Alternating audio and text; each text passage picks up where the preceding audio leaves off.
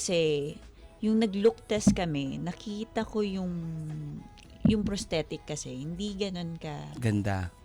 Kasi, malilimitahan yung galaw mo. Mahalata. Yung hair sa neck, kita. Saka hindi ka basta-basta makakaganon.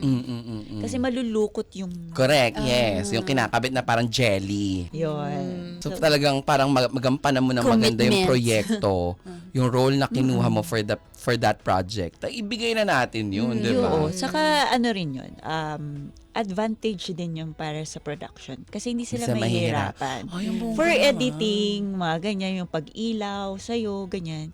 Kasi syempre, yung pag-ilaw, kailangan itago din nila yung mga chismis. Mag-aalagaan nila Pati yung yung artista. shots, Oo, yes. yung mga ganon. At least pag ganon, hindi na sila mahihirapan. Correct. Oo. Hindi rin nila alam na nagpakalbo ko. Pagdating ko doon, nagulat sila. Kalbo ka na. Oh my God, diba?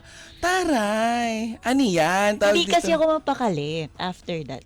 After reading the script and everything, And na then parang, look test, hindi ako mapakali. Sabi ko, hindi kailangan talaga kalbo dito. so lumabas yung pagiging artista mo talaga, yung artista in a good way na parang, arts to craft ko to hindi to basta lang makapagpasikat Kumbaga, wala na akong pakialam kung wala akong mag-book na project. Yun talaga. Sabi Yun ko sa talaga. kanya kanina, sabi ko, especially for girls, 'di ba? And for everybody, the hair is your crowning glory. Yes. 'Di ba? Sabi niyo, hindi naman sa akin okay lang naman. Yes, okay lang naman. Kasi Oo. sabi ko nga kay Boss Veronique, yung manager ko po, na parang, magkukumit po ako dito. If ever may pumasok na project na kailangan nila ng mahabang buhok, akong gagawa ng paraan. Mag-wig ako. Hahanap ako ng wig for that. Taray.